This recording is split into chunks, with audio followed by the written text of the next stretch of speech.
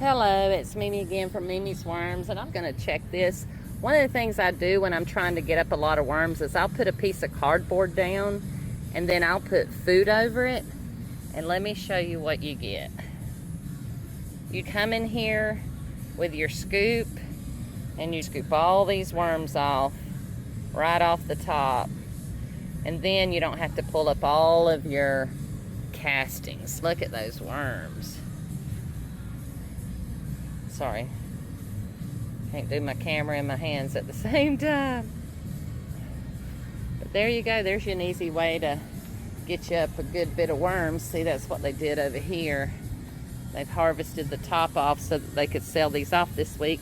And then all these castings, we'll turn this, let them dry out a good bit, and then they'll come back and harvest these beds, because this is the side that we're working on right now. And see, the same thing here.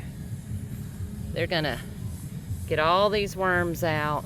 Now they've about let this one get too dry so the worms ain't as plump, but look how those castings are ready.